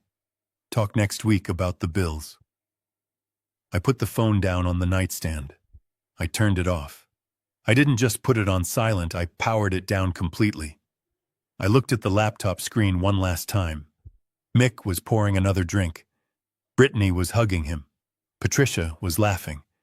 They looked like a happy family. They looked like they had won. But I knew something they didn't. I knew that the security team from the investment firm was scheduled to arrive at 8 a.m. sharp. I knew that the venue was closed. I knew that the checks were going to bounce. I was the structural engineer of their lives, and I had just condemned the building. I closed the laptop. The room plunged into darkness save for the sliver of light coming from under the hotel room door. "You want peace, Patricia," I whispered to the empty room. "You want me to stay away?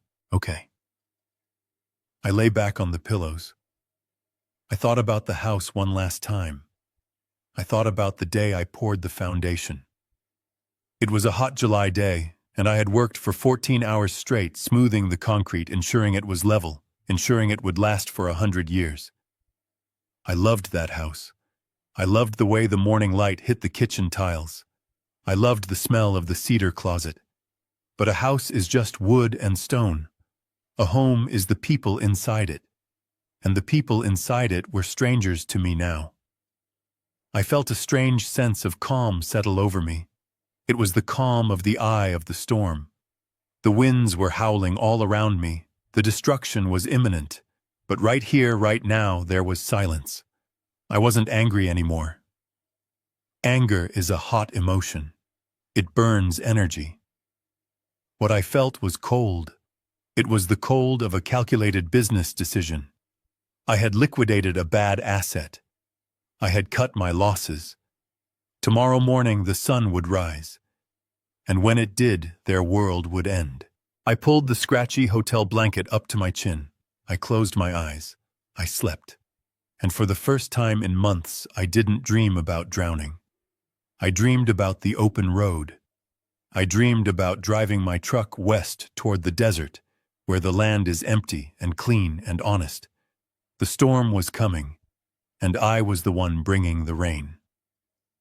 The morning of the wedding dawned bright and cold, with the kind of sharp, clear light that photographers usually beg for. From my hotel room window, I watched the sunrise and drank a cup of black coffee. It was the best coffee I had tasted in years, because it didn't come with a side order of guilt or manipulation. I imagined the scene at the lake house. I knew exactly what was happening, because I had orchestrated the silence. The limousines I was supposed to have paid for never arrived. The hair and makeup team I was supposed to have secured never knocked on the door. They were probably scrambling now, calling Ubers and driving their own cars, rushing to the venue in a panic, assuming it was just a scheduling error. I checked the time. It was 9 o'clock. They would be arriving at Le Jardin right about now. I wasn't there to see it, but I knew Jean-Paul. I knew he was a man who hated confrontation almost as much as he loved money. He would have the doors locked tight. He would have the blinds drawn. At the venue, the scene was unfolding exactly as I had calculated. Brittany arrived in an Uber XL wearing a white silk robe with the word bride embroidered on the back in gold thread. Her hair was in rollers and her face was bare, waiting for the professional makeup artist who was supposed to meet them there. Patricia was with her, clutching her phone, looking pale and stressed. They stepped out onto the sidewalk expecting a valet, expecting a red carpet, expecting the world to bow down to their aesthetic. Instead, they found a locked glass door and an empty parking lot. Brittany marched up to the entrance and pulled on the handle. It didn't budge. She pulled again, harder, rattling the glass in its frame. "Mom!" she screamed, her voice shrill and tight. "It is locked! Why is it locked? The vendors are supposed to be setting up." Patricia hurried over her heels, clicking on the pavement. She peered through the glass. It was dark inside. The ballroom was empty. There were no tables set, no linens, no crystal. "Maybe they are using the side entrance," Patricia said, her voice trembling. "Maybe they are in the back." They ran around the building to the loading dock. It was closed. The heavy metal rolling door was pulled down and padlocked. Panic began to set in. Real panic. The kind that makes your hands shake and your breath come short. "Where are the flowers?" Brittany yelled. "Where is the florist?" Chloe said she was bringing the peonies at 8. There were no flowers. There was no truck. The loading zone was desolate. Patricia pulled out her phone and dialed Jean-Paul. It went straight to voicemail. She dialed the florist. Voicemail. She dialed the caterer. Voicemail. Then the front door of the venue opened just a crack. Jean-Paul slipped out. He didn't open the door wide enough to let them in. He stood in the gap, blocking the entrance with his body. He wasn't wearing his tuxedo. He was wearing a casual polo shirt and jeans, the uniform of a man who was not working today. Jean-Paul, Patricia cried, rushing toward him. Thank God. What is going on? We are late. The makeup artist isn't here and the doors are locked. Let us in. Jean-Paul held up a hand. Madame Caldwell, I am afraid I cannot let you in. The venue is closed today. Closed, Brittany shrieked. What do you mean closed? It is my wedding day. We have a contract. We had a contract, Jean-Paul corrected her, his tone cool and detached. But that contract was cancelled yesterday evening. Cancelled? Patricia gasped. By who? By the guarantor, Jean-Paul said. By Monsieur Caldwell. He contacted us personally. He revoked the credit card authorization and formally cancelled the event. He was quite specific, Madame. He said the wedding was off. Patricia staggered back as if she had been slapped. No, she whispered. No, that is a mistake. He is in Florida. He is fishing. He said he was going to transfer the money. He did not transfer the money, Jean-Paul said. He cancelled the booking. And since the balance was not paid and the contract was voided, we have released the staff. There is no chef. There is no service team. There is no wedding. Jean-Paul stepped back inside and closed the door. The lock clicked with a sound that echoed like a gunshot in the morning air. Brittany stood frozen on the sidewalk. Her mouth was open, but no sound came out. She looked at her mother. She looked at the empty street. Mom, she wheezed. Mom, fix this. Call him. Call Hank. Patricia's fingers were fumbling with her phone. She dialed my number. I watched my phone on the hotel nightstand. It lit up. Patricia calling. I took a sip of coffee. I let it ring. At the venue, Patricia listened to the ringing tone until it clicked over to voicemail. She dialed again and again. He is not answering, she sobbed. He is not picking up. Just then, a sleek black sports car pulled up to the curb. It was Tyler. He stepped out looking frantic. He wasn't dressed yet, carrying his suit in a garment bag. What is going on? He shouted, slamming the car door. The band just called me. They said they aren't coming. They said the contract was pulled, and the limo company said the booking was deleted. Why are you guys standing on the sidewalk? Hank canceled it. Patricia wept. She slumped against the brick wall of the building, sliding down until she was crouching on the pavement. He canceled everything. The venue, the food, the flowers. It is all gone. Tyler stared at her. His face went through a rapid transformation. The worry vanished, replaced by a cold, hard fury. What do you mean he canceled it? Tyler snarled. You told me he paid. You told me the money was handled. He lied to me, Patricia cried. He said it was a computer error. He said he was fixing it. Tyler threw his garment bag onto the ground. The expensive fabric hit the dirty concrete. So there is no wedding, he asked, his voice rising. There is no reception. There is no open bar. No, Patricia whispered. Tyler turned to look at Mick, who had just arrived in his rental convertible. Mick looked hungover, his eyes bloodshot behind sunglasses. He stepped out of the car holding a coffee cup, looking confused. Hey, what is the holdup? Mick asked. Why is everyone outside? It is freezing. You, Tyler pointed a finger at Mick. You pay for it. What? Mick asked, blinking. You are the dad, right? Tyler shouted, stepping into Mick's personal space. You are the big man with the soul connection. You are the one walking her down the aisle. So you pay for it. Fix this. Get your credit card out and pay the man to open the doors. Mick laughed nervously, backing away. Whoa, kid, calm down. I don't have that kind of limit. I am just here for the moral support. Hank is the money guy. Moral support, Tyler spat. Moral support doesn't buy lobster. Moral support doesn't rent a ballroom. You are useless. Both of you. Tyler turned to Brittany. She was crying now, mascara running down her bare cheeks, ruining the aesthetic she had tried so hard to protect. Tyler, do something, she pleaded, reaching for his arm. We can go somewhere else. We can figure this out. Figure it out. Tyler scoffed, pulling his arm away. With what money, Brittany? Your dad is broke. Your mom is broke. And apparently your stepdad finally woke up and cut you off. Do you think I am going to pay for this? Do you think I have $80,000 sitting around to clean up your family's mess?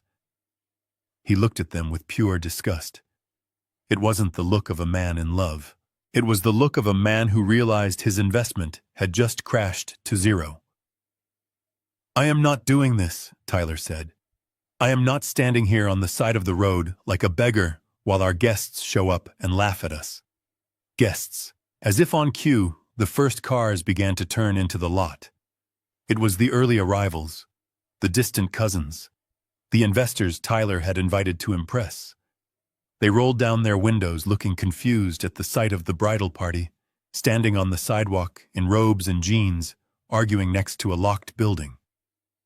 I saw them looking, Patricia wailed, covering her face with her hands. They are looking at us. Brittany stood there, shivering in the cold wind, her silk robe flapping around her legs. She looked at the locked doors of Le Jardin. She looked at her mother, crouching on the ground. She looked at her biological father hiding behind his rental car to avoid the confrontation. And then she looked at her phone. She looked at the text messages she had sent me yesterday, the ones telling me to stay away, the ones telling me I wasn't needed. She realized then that she had gotten exactly what she asked for. I wasn't there. I wasn't coming to save her. I wasn't coming to pull out my black card and make the problem go away. The humiliation was total. It was public. And it was irreversible. Tyler picked up his suit from the ground. He didn't look at Brittany. He walked back to his car. Where are you going? Brittany screamed. Tyler, come back. I am going home, Tyler said, opening his door. I am done. This is a circus and I am not a clown. He got in and revved the engine, peeling out of the lot, leaving them stranded. The guests who had arrived were now getting out of their cars, whispering, pointing, taking photos. The scene was chaotic. A bride in curlers sobbing on the curb, a mother having a breakdown against a brick wall, a father who couldn't pay for a cup of coffee, let alone a wedding. I put my coffee cup down on the hotel table. I didn't feel joy exactly, but I felt a sense of balance. The scales had tipped back. They wanted an aesthetic. Well, I had given them one. It was the aesthetic of consequence. But the show wasn't over yet. Because while they were dealing with the locked doors of the venue, they didn't know that another set of doors was about to be locked. The doors to the house. I closed my eyes for a moment, taking a deep breath. The demolition was proceeding ahead of schedule. The drive from the venue back to the house must have been the longest 20 minutes of their lives. I sat in my hotel room watching the security monitors, waiting for the final act to begin. I had finished my coffee and moved on to water, trying to wash away the bitter taste of satisfaction. It is a strange thing to watch the people you once loved panic. You expect to feel guilty. You expect to feel a pang of regret. But as I watched Patricia's car swerve recklessly into the driveway, kicking up gravel, followed closely by Tyler's sports car and Mick's rental, I felt nothing but the cold certainty of a job well done. They slammed their car doors shut. The silence of the lakefront was shattered by their voices. Patricia was still crying, a high, thin sound that grated on my nerves even through the speakers. Brittany was shouting at Tyler, who looked like he was ready to punch a hole in the siding of the house. Mick brought up the rear, walking slowly, his eyes darting around like a trapped animal sensing a snare. They rushed up the front steps. Patricia was fumbling in her purse for her keys. Her hands were shaking so badly she dropped them twice. The metal jingled on the stone pavers. "Open the door!" Mom, Brittany screamed. "We need to call the police. We need to call a lawyer. Hank has lost his mind. He can't just cancel a wedding. I am going to sue him for emotional distress." Patricia finally got the key into the lock. She turned it. Nothing happened. She turned it again, harder this time, twisting it with enough force to bend the brass. The lock didn't budge. "It is stuck," Patricia gasped, rattling the handle. "It won't turn." "Let me do it," Tyler shoved her aside. He grabbed the handle and threw his shoulder against the heavy oak door. It was solid. I had installed that door myself. It was reinforced with a steel core. It wasn't going to give way to a stockbroker's shoulder. "It is jammed," Tyler yelled. It wasn't jammed, it was changed. Just then the door opened from the inside. But it wasn't me standing there. And it wasn't a burglar. It was Jim Miller, the county sheriff. Jim and I had played high school football together 50 years ago. He was a good man, a man who respected property rights and legal contracts. Standing next to him was a young man in a sharp gray suit holding a clipboard. That would be Mr. Henderson, the representative for the investment group. Patricia froze her hand, still reaching for the doorknob. "Sheriff Miller," she stammered. "Thank God you are here. Hank has locked us out. He is having a breakdown. You need to let us in." Jim looked at her with a face made of stone. He didn't smile. He didn't offer sympathy. He stepped out onto the porch, forcing them to back down the stairs. "Mrs. Caldwell," Jim said, his voice deep and authoritative, "you need to step away from the door." "What?" Brittany asked. "What do you mean?" "We live here. This is our house." "Not anymore," Jim said. He nodded to Mr. Henderson. The man in the gray suit stepped forward and handed Patricia a folded stack of papers. "Mrs. Caldwell, my name is David Henderson. I represent Lakefront Capital Partners. As of yesterday afternoon at 4 p.m., this property was sold. We are the legal owners of this estate." "Sold." Patricia whispered the word, leaving her lips like a ghost. "That is impossible. The house is in a trust. Hank can't sell it without me. Actually, he can," Mr. Henderson said, tapping the clipboard. "We reviewed the trust documents extensively. Mr. Caldwell had sole revocation rights. He exercised those rights. The title has been transferred. The funds have been wired. This house is no longer the property of the Caldwell family." Brittany lunged forward. "You are lying. My dad wouldn't do that. He loves this house. Your stepfather vacated the premises yesterday." Mr. Henderson continued, ignoring her outburst. "As part of the sale agreement, he stipulated immediate possession. That means the house must be empty." "Empty!" Patricia shrieked. "But all our things are in there. My jewelry, Brittany's wedding gifts, my clothes. Your personal effects have been boxed and moved," Mr. Henderson said calmly. "They are currently in a storage unit in town. Here is the key and the address." He handed a small brass key to Patricia. She stared at it as if it were a poisonous spider. "This is insane," Tyler shouted. "You can't just kick people out of their home without notice. There are eviction laws. You need 30 days. "Usually, yes," Jim interrupted, stepping forward again, his hand resting casually on his belt near his badge. "But this isn't a standard tenancy. Mr. Caldwell provided proof that there was no lease agreement, and given the immediate transfer of ownership, you are technically trespassing as of this morning. The new owners have asked for the property to be secured. I am here to enforce that." "Trespassing," Mick piped up from the back. He had been quiet until now, hiding behind a pillar. Jim looked at Mick. His eyes narrowed. "I know you," Jim said. "I ran your plates when you pulled up. You are Mick Davidson. You have 2 outstanding warrants for unpaid child support in Wisconsin." Mick's face went pale. The arrogance he had worn all week vanished instantly, replacing the swagger with the twitchy fear of a career loser. "Look," Officer Mick stammered, backing toward his rental car. "I am just a guest here. I didn't know anything about a sale. I am just leaving." "You are not leaving," Brittany cried, turning to him. "Daddy, you have to help us. Tell them you are walking me down the aisle." Mick looked at Brittany, then he looked at the sheriff. He did the math. On one side was a daughter he barely knew, who was now homeless and broke. On the other side was a jail cell. "Sorry, kid," Mick said, not making eye contact. "I can't get involved with cops. I have things to do. Good luck with the wedding." He didn't even hug her. He turned and sprinted to his car. He jumped in, fumbled with the keys, and peeled out of the driveway, spraying gravel onto Brittany's wedding robe. Brittany watched him go.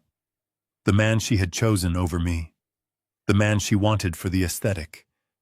He had abandoned her again at the first sign of trouble.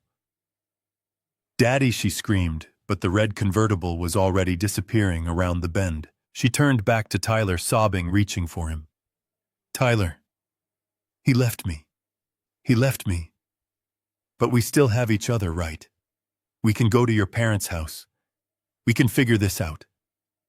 Tyler took a step back. He looked at the closed door of the house. He looked at the sheriff. He looked at the storage unit key in Patricia's hand. And then he looked at Brittany. He saw the future. He saw a future with no dowry, no inheritance, no lake house, and a mother-in-law who was a financial liability. He was a stockbroker. He knew when to dump a toxic asset. "No." Tyler said, his voice cold and flat. "I don't think so, Brittany." "What?" Brittany gasped, wiping black mascara from her cheeks. "You people are a disaster," Tyler said, shaking his head. "You lied to me.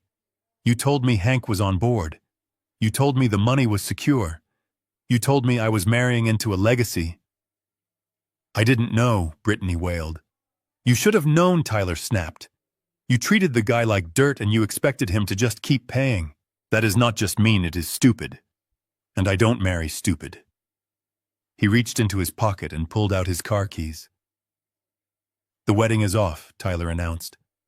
"Don't call me. And tell your mom to lose my number." "Tyler, wait," Patricia pleaded, grabbing his sleeve. "We can fix this. Hank will come back. He always comes back." "This is just a tantrum," Lady Tyler said, pulling his arm free with a sneer. "He sold the house. That is not a tantrum. That is a liquidation. He is gone. And so am I." Tyler got into his sports car. He reversed smoothly, demonstrating the kind of control he lacked in his character, and drove away. He didn't look back. Now there were just 2 of them, Patricia and Brittany, the mother and the daughter. The 2 women who had plotted against me in my own kitchen, who had mocked my clothes and my hands and my job. They stood alone on the gravel driveway. The wind whipped off the lake, cold and biting, cutting through their thin clothes. Patricia turned back to the sheriff. "Son. Jim, please," she begged, tears streaming down her face. "Please, let me in. It is freezing. We have nowhere to go. Just let me into the kitchen to make a call." Jim shook his head slowly. "I can't do that, Patricia. The locks have been changed. The alarm is set. You need to leave." "But where will we go?" she sobbed. Jim pointed down the road. "The storage unit is on Main Street. Your stuff is there. As for where you sleep, that is not my problem. You should have thought about that before you tried to play Hank for a fool." Jim turned and walked back inside the house, closing the heavy door with a final thud. The sound echoed across the water. I watched on the monitor as Patricia fell to her knees on the porch. She pounded on the wood with her fists, screaming my name. "Hank," she screamed. Hank opened the door. "I am sorry. I am sorry." Brittany sat down on the steps, pulling her knees to her chest, wrapping her silk bride robe around herself, shivering violently. She looked like a child, a lost, broken child. I watched them for a long time. 10 minutes. 20 minutes. They cried until they had no tears left. They screamed until their voices were hoarse. But the door didn't open. The house stood silent and imposing, a fortress of stone and wood that I had built to protect them, but which now stood as a monument to their betrayal. I felt a heavy weight lift off my chest. It was the weight of obligation, the weight of being the nice guy, the weight of being the ATM. It was gone. They were finally facing the reality they had tried so hard to avoid. A reality where actions have consequences, where money has to be earned, and where love cannot be counterfeited. I reached out and closed the laptop. The screen went black, cutting off the image of their misery. I didn't need to watch anymore. The lesson had been delivered. I stood up and stretched. My back felt good. No spasms, no pain. I picked up my duffel bag. I checked the room one last time to make sure I hadn't left anything behind. I walked to the door of the hotel room and opened it. The bright fluorescent light of the hallway flooded in. It was time to check out. It was time to get in my truck and drive. Florida sounded nice, but maybe I would go further. Maybe Arizona. Maybe Montana. Somewhere with big skies and honest work. I walked out, and the door clicked shut behind me. Locked. I smiled. I liked the sound of locking doors. It sounded like closure. The heavy oak door swung open with a groan, exposing the interior of the house to the cold morning light. Sheriff Miller stood aside, holding the door, his face impassive. "You have 10 minutes, Patricia," he said, checking his watch. "Grab your personal essentials and get out. The movers have already cleared the furniture, but the new owners said your boxes are stacked in the mudroom." Patricia stepped over the threshold, her heels clicking on the hardwood floor. I wasn't there to see it, but I know exactly what she saw, because I had left it that way. The house was a skeleton. The custom leather sofas were gone. The Persian rugs were rolled up and removed. The art on the walls had been taken down, leaving only pale, rectangular outlines where the sun hadn't faded the paint. The house felt massive and hollow, the echo of her footsteps bouncing off the walls emphasizing the emptiness. It wasn't a home anymore. It was just a structure of wood and drywall waiting for the wrecking ball. She walked past the living room where Mick had sat drinking my scotch just the night before. The liquor cabinet was empty, the doors hanging open. She walked into the kitchen, the heart of the home, the place where she and Brittany had sat drinking coffee and plotting to erase me from the wedding photos. The granite island stretched out before her, vast and cold. I had cleared everything off the counters. The toaster, the coffee maker, the knife block. It was all gone, except for one thing. Sitting in the exact center of the kitchen island was a single white envelope. It was heavy cream-colored stationery, the kind I used for official business correspondence. I had written her name on the front in black ink. Patricia. Just her name. No title. No terms of affection. She walked toward it, drawn by the only object left in the room. Her hands were shaking as she reached out. She picked it up. It wasn't sealed. She slid the contents out onto the cold stone. There were 3 pieces of paper inside. The first was a bank statement. I had highlighted the transactions in neon yellow. The $5,000 transfer to Dental Artistry. The $3,000 charge at Milano Menswear. The flight bookings for American Airlines. I had written a note in the margin in my blocky architectural handwriting. I hope his teeth look good in the photos. I hope the suit fits. Because they cost you a husband. The second piece of paper was a high-resolution color printout. It was the screenshot from her iPad. The text message exchange with Mick. The words were blown up large enough so she couldn't miss them. Hank is just an ATM. He pays, we play.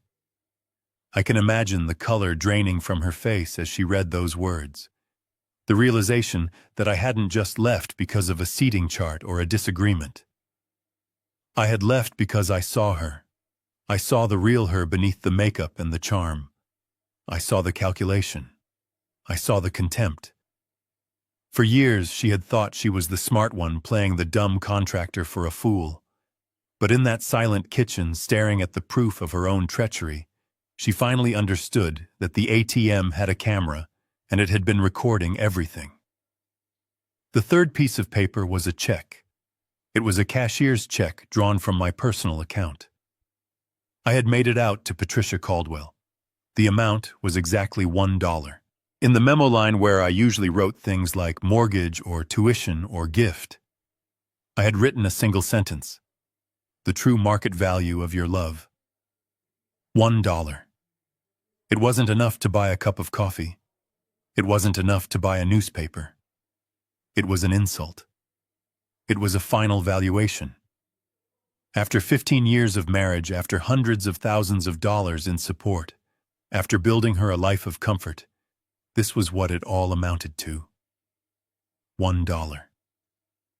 She stood there in the empty kitchen clutching that check. The silence of the house must have been deafening. Outside, the wind was howling off the lake, but inside it was the silence of a tomb. She had lost the house. She had lost the lifestyle. She had lost the husband. And all she had to show for it was a piece of paper worth 100 cents. Sheriff Miller's voice boomed from the hallway. "Time is up, Patricia. Let's go." She dropped the papers. They fluttered to the floor, scattering like dead leaves. She didn't pick them up. She turned and walked out of the kitchen, leaving the check on the floor.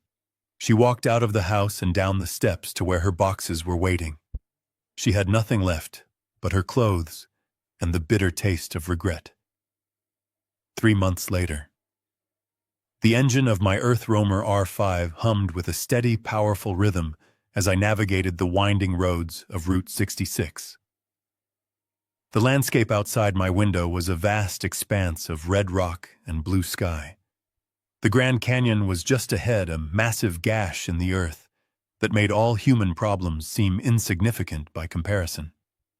I pulled into a dispersed camping spot on the north rim, far away from the tourists and the noise. I parked the rig near the edge of a cliff where the view stretched out for 100 miles. I killed the engine. The silence here was different than the silence in the empty house.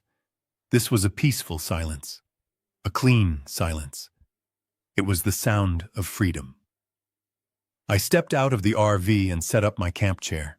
I poured myself a cup of coffee from a French press. It was hot and strong.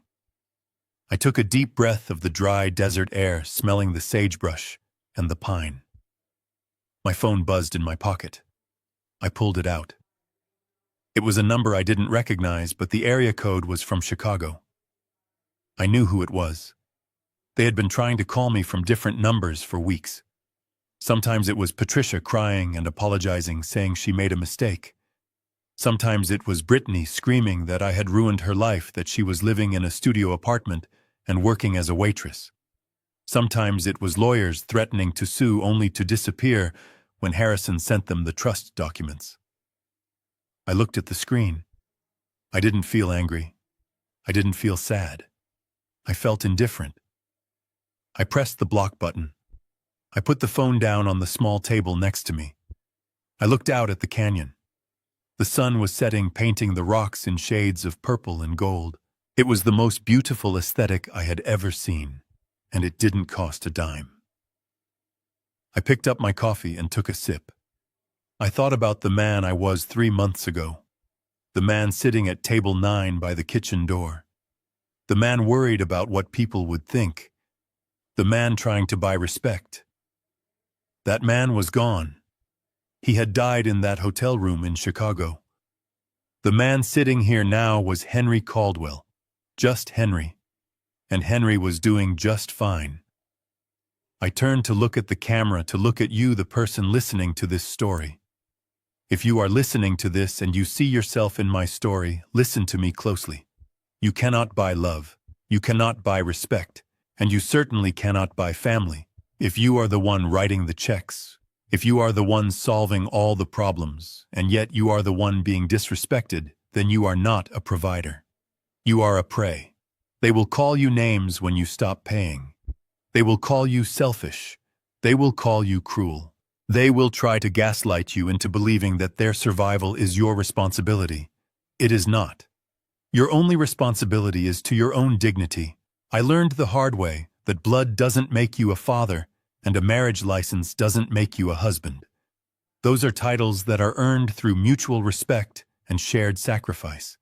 If the sacrifice is all one-sided, then it is not a relationship, it is a robbery. Don't be afraid to walk away. Don't be afraid to cancel the wedding. Don't be afraid to sell the house. The things you own end up owning you. And once I let go of the things, I found myself. I am 71 years old. I am alone in the desert, and I have never been happier. So take a look at your life. Take a look at the people around your table. Are they there for you, or are they there for what you provide? Measure twice, cut once. And if the measurements don't add up, don't be afraid to tear it all down and start over. Because the view from the other side of the demolition is spectacular. My name is Hank. I am just a contractor. And I finally built a home that no one can take away from me. Thank you for listening. If this story resonated with you, if you have ever felt used or unappreciated, hit that like button and share this with someone who needs to hear it. Leave a comment below and tell me your story. Let's support each other. I am going to finish my coffee and watch the stars come out. Safe travels, everyone. And remember, you are worth more than what you can pay for.